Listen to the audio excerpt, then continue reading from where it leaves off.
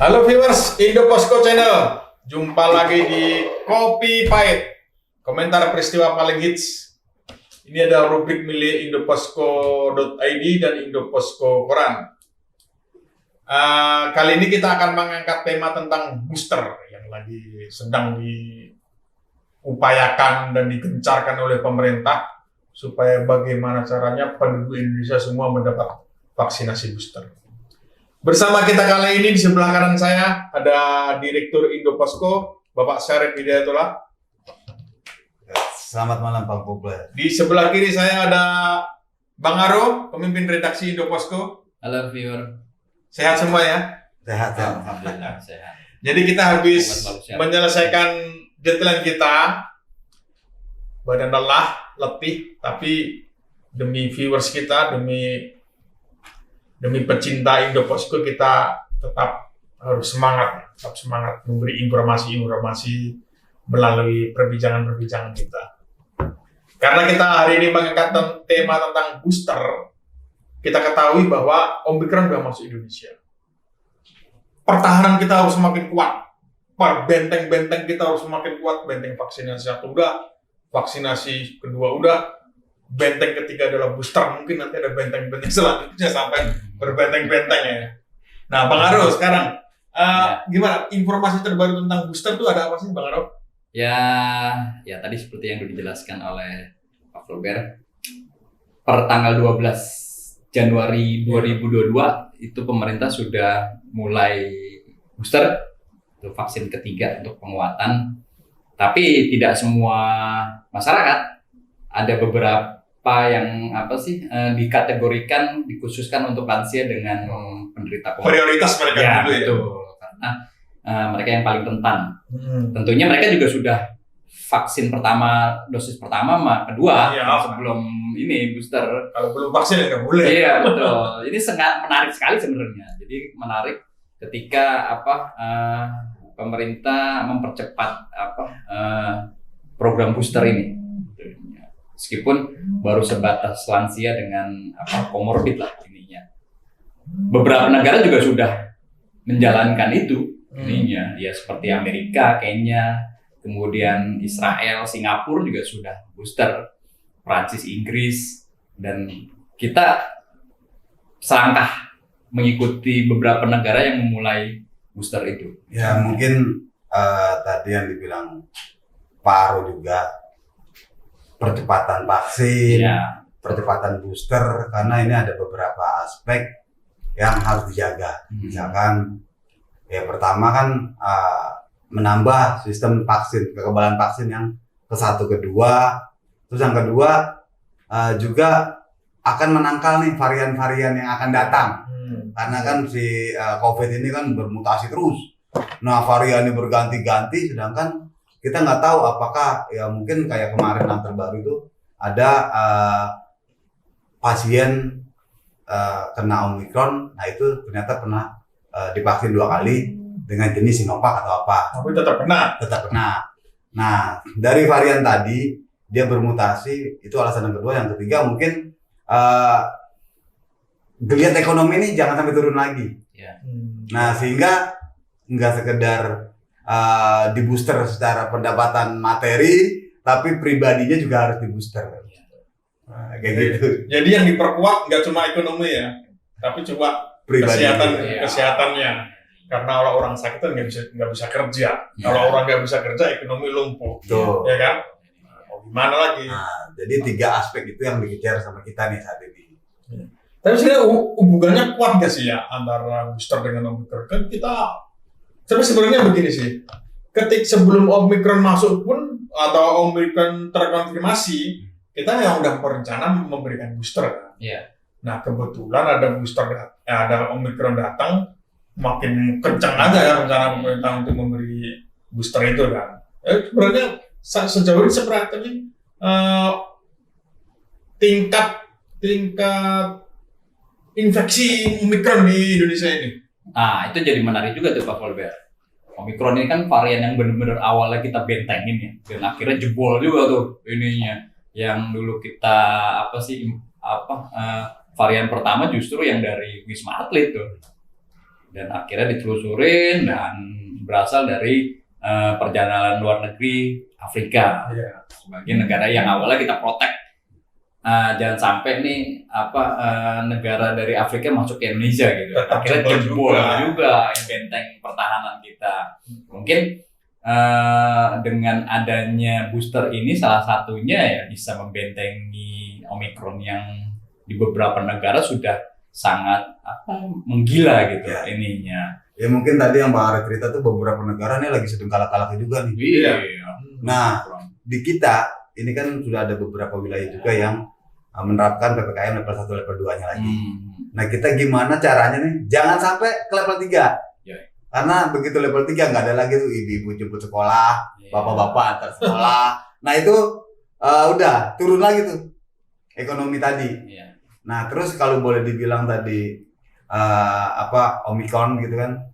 Nah, bahkan yang dikhawatirkan setelah kita lagi fokus booster, tiba-tiba ada jenis baru yang Omicron tadi, bahkan diprediksi ada loncatan yang ketiga di bulan Februari. Nah, itu yang kita khawatirkan tuh. Nah, kita sendiri, waduh, ini gimana nih? Bahkan yang dibilang tadi yang Omicron baru ini kan dia tanpa gejala banget. Iya. Nah, tapi penyebaran dia lebih cepat. Nah, jadi tolak ukur kita nih, kita juga bingung nih. Kalau awal-awal COVID, gelombang 1, gelombang 2 emang luar biasa. Nah, itu sampai mungkin hampir tiap hari berjarak beberapa menit, ambulan terus tuh lewat. Nah, sekarang Omicron, ini kan gejalanya nggak ada nih. Nah, apa? Kita menunggu ambulan lewat lagi atau gimana? Karena ini korbannya kita nggak tahu. Contohnya tengah. Dulu kalau itu, boy, ambulan gitu. Wah, kalau udah ambulan bunyi, waduh. Mungkin Omicron ketika seandainya Omicron itu muncul belum ada vaksin, mungkin beda cerita ya. Mungkin karena sekarang udah vaksin 1, udah vaksin 2, jadi kekebalan imunitas, herd immunity itu udah terbentuk, jadi gejalanya nggak begitu berat. Tapi masalahnya karena ini penularannya sangat cepat. Kan yang ditakutkan kalau yang terkena itu orang yang belum terkena vaksin, orang manula yang belum divaksin, orang yang memiliki komorbid, itu kan yang jadi masalah, bahaya. Makanya ya tetap walau bagaimanapun memang booster itu memang sangat penting untuk mencegah kemungkinan buruk itu terjadi, kan seperti itu ya. Karena gimana? Yang menarik tuh memang Omicron itu kan mayoritas yang kena itu karena sudah divaksin pertama kedua. Jadi nggak pernah ada gejala. Belum ada laporan kematian sih. Belum ada gejala, nggak ada gejala gitu. Ya apa sih nggak seperti waktu sebelum divaksin gitu loh. Ini nggak ada gejala. Ini yang menjadi pertimbangan mungkin salah satu pemerintah mempercepat booster kali ya ininya. Tapi ada masalah juga di booster. Sekarang begini. Dulu ketika ketika ada vaksin 1, 2 untuk manula, kan orang tahu didaftarin. Mereka buka pendaftaran gitu loh. Sekarang kayaknya kok nggak ada ya. Kita disuruh ngecek di Peduli Lindungi, nggak ada informasi apa-apa. Saya ngecek di ibu saya, nggak ada informasi apa-apa. Maksudnya, ya kalau menurut saya nih ya, pemerintah itu nggak usah pakai syarat-syarat. Kalau selama dia udah vaksin 1, 2, nggak usah lihat Peduli Lindungi. Orang-orang tua kan nggak ngecek begitu. Sementara udah selain itu, jumlahnya juga terbatas. Ini menurut Pak Sarip ini bakal bisa semua nggak sih yang nanti akan divaksin orang-orang tua itu? Ya mungkin yang tadi Pak Polger bilang, ini keterbukaannya seperti apa, gitu kan? Iya. Nah, di belakang keterbukaan itu ada yang namanya ketersediaan. Nah, jadi dibilang samar atau transparan itu tergantung persiapan dulu nih dari pemerintah. Seberapa banyak dia punya cadangan vaksin. Terus apakah sudah lengkap di 33 provinsi ini? Kasarnya bisa menyebar langsung nggak? Gitu kan? Karena ini bukan sekedar wilayah DKI duluan atau Jawa Barat duluan atau apa, tapi di saat namanya pemerintah pusat menginfokan itu harus udah ada tuh semuanya di titik-titik tadi. Ya, karena kita evaluasi hari pertama pengumuman vaksin itu kayak antusiasme masyarakat rendah ya.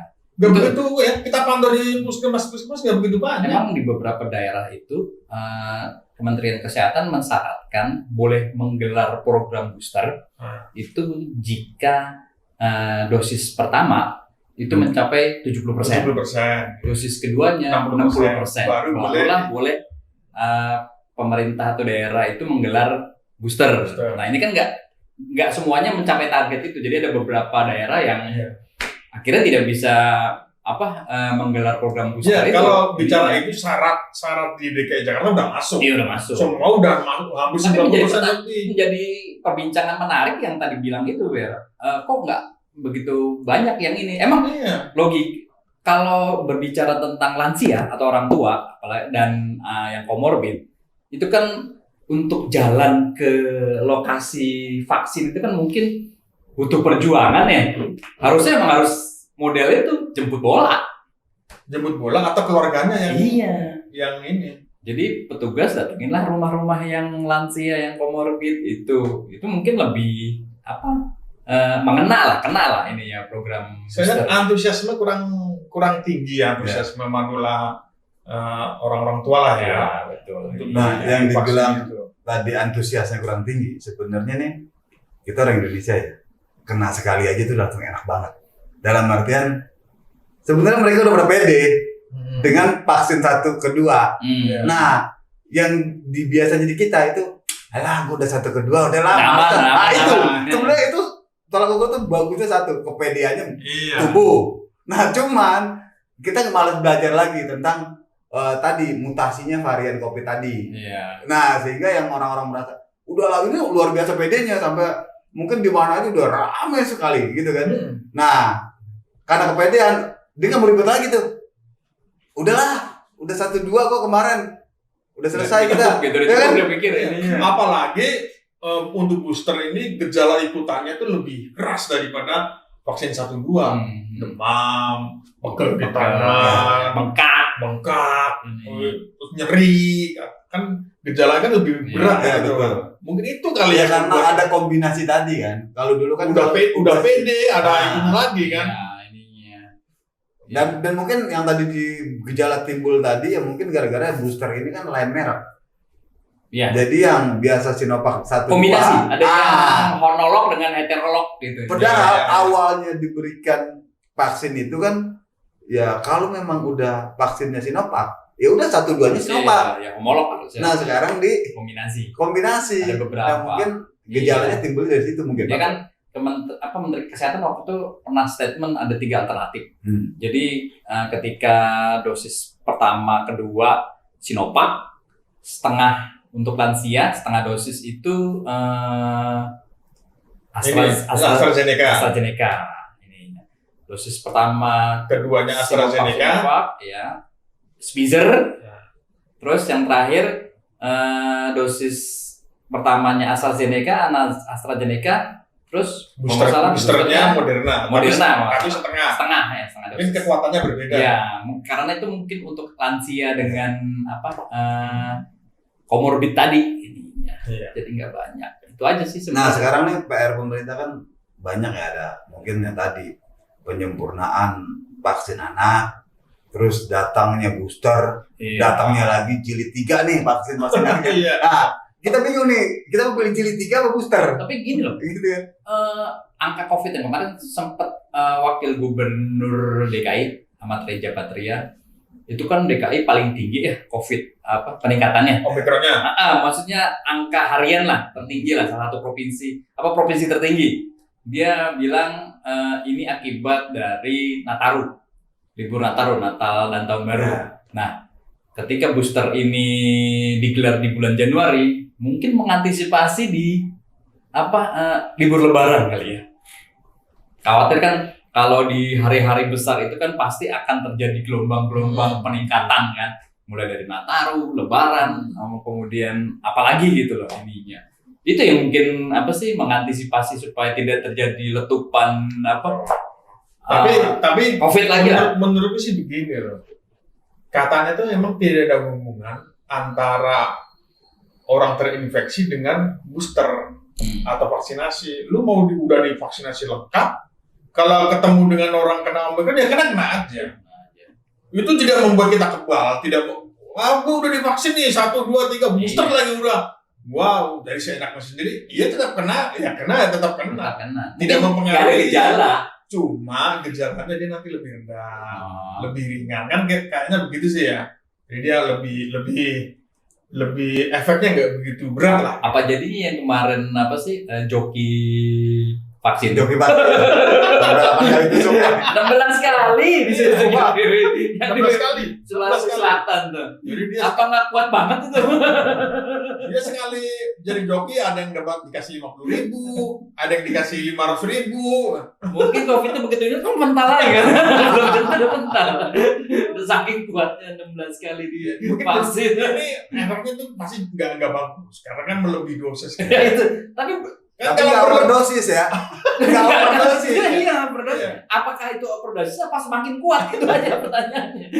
Mungkin terasanya nanti kalau udah lama kali ya. Nah, itu karena penelitian medis yang melebihi angka segitu tuh belum ada. Iya. Seseorang yang divaksin sampai 16 kali atau belasan kali itu belum ada. Atau jangan-jangan yang dimasukin bukan vaksin tuh. Air putih. Makanya pertanyaan dampaknya apakah di berapa tahun kemudian atau enggak gitu loh ininya. Terus yang tadi pertanyaannya dengan disuntik 16 kali atau ribu. Ini sebenarnya nggak hanya di Sulawesi Selatan, kemarin ketemu juga tuh di Jawa Tengah tuh. Ibu-ibu cewek nggak salah kan. Ininya jadi joki juga. Ya, lumayan dapat 500.000. Suntik jus 5.000. Ininya. Tapi emang kita juga nggak tahu dapat keterangan dari pemerintah vaksin ini sampai berapa kali gitu loh. Apakah dia setelah boosternya ada lagi gitu loh. Itu jadi pertanyaan juga. Ada kan di negara itu udah sampai 4 kali. Iya, di negara lain udah sampai 4 kali. Apakah nanti sampai 5 kali, 6 kali, 7 kali atau setiap bulan atau kalau gue menyimpulkan ini nanti suatu saat mungkin 5 tahun, 10 tahun, 20 tahun ke depan ini COVID ini akan menjadi flu seperti sekarang. Ya. Akan itu. Karena ini kan gak bakalan habis kok ya. Udah kayak apa sih negara-negara berusaha memblokade macam-macam, tetap aja merajalela, udah turun naik lagi, turun lagi naik lagi. Flu-nya sampai sekarang nggak ada obatnya. Belum ada. Dia hanya bisa meredakan kan, kayak kita batuk, pilek kan hanya bisa meredakan, ntar itu muncul lagi gitu ini. Yang jadi masalah cuma satu kan, kita nambah biaya masker. Iya. Sekarang masker udah murah loh. Masker yang begini tuh udah 50.000 udah dapat banyak ya kan. Udah jadi bisnis sekarang itu. Dulu bisa selembar 250.000. Iya. Hand sanitizer udah murah. Semua udah serba murah sekarang. Tapi justru itu menghidupkan ekonomi kita kan. Tapi emang menjadi benar kata pertanyaan Pak Sarit tadi. Ketika udah di jus 1-2, udah nggak butuh apa-apa, udah hebat, udah kebal gitu. Rata-rata. Dan kita lihat di jalan-jalan. Iya. Kenyataannya beberapa daerah kita lihat ya udah di Jakarta pun gitu kan ininya. Itunya udah. Ya, mungkin karena emang dulu yang bilang Pak Fulber juga nggak bakal bisa hilangkan. Akhirnya jadi teman kita. Iya. Beradaptasi. Kehidupan sehari-hari. Akhirnya jadi Seperti endemi. Udah bukan pandemi lagi, udah jadi ya, endemi. itu aja. Karena walau bagaimanapun kita tidak bisa mengusir COVID itu, tapi akan menjadi teman kita. Ini seperti yang diterapkan di Singapura. Tapi menjadi pertanyaan juga bagi kita, sampai berapa kali kita divaksin? Seumur hidup. Kalau seandainya tadi bilang, ini udah nggak bisa kita hilangin nih, Iya. COVID nih. Nah, pertanyaan berapa kali Jadi divaksin? nanti booster nanti bisa 3 kali, 4 kali Nah, jadi gini. per tahun. Iya, yang dikhawatirkan kalau kita kan ada anak tuh, misalnya masuk SD. Dulu ditanyain tuh, imunisasinya lengkap nggak? Iya. Ya kan? Dari BCG, DPT. Iya. Nah sekarang ada imunisasi baru nih mungkin. Vaksin COVID-nya lengkap. Iya. Tapi menjadi pertanyaan lagi Pak Fulber, ketika tidak ada batasan vaksin, nanti apakah tetap gratis atau bayar di kemudian hari gitu ya? Bukan vaksin lagi, booster. Booster Nah, 1, kan booster 2, booster 3 gitu. Diulang-ulang terus kan. Ininya. Siapa yang senang? Perusahaan farmasi. Saya juga nggak tahu. Iya. Iya benar. Kalau udah berbisnis kan waktu itu pernah salah satu BUMN akhirnya diprotes tuh menggelar program vaksinasi berbayar. Itu Kimia Farma. Ya. Bio Farma apa Kimia Farma? Sempet kan di itu, tapi akhirnya diprotes, kemudian nggak jadi dengan pertimbangan. Sekarang kita bertanya, mampukah pemerintah menggratiskan terus booster? Iya, Hah? betul. Sekarang gratis. Ya. Nanti ada booster 6 atau setahun lagi ada booster lagi. Pasca booster apalagi tuh kita nggak tahu dan Sekarang namanya. aja Menteri Keuangan udah pusing ya kan mengajarkan. Udah bilang, ya nanti kita carikan lah, pusing dia Ya, cari ya anggaran. mungkin begini juga Pak Polber sama Pak Aru. Tadi yang namanya gratis, booster atau apa, ya kembali ke tergantung arus politik 2024. Iya juga. Indonesia kental ini. Bisa jadi Pokoknya kita tuh gak bisa bahan lepas dari politik pokoknya. bahan makanan itu bagi Iya. calon-calon. Kampanyenya itu. Kalau dulu kan kampanyenya kan sembako gratis. Ya. Booster gratis seumur hidup. Oke. Iya. Menarik ya. Menarik. Tapi waktu udah mau habis nih. Ini udah dikode-kode kita. Oke viewers, terima kasih sudah terus stay tune di channel kita. Jangan lupa like, comment, and subscribe di channel kita di Indo Posko Channel supaya kita makin tetap semangat untuk membuat konten-konten yang lainnya. Sampai jumpa di program-program berikutnya. Sampai jumpa, bye.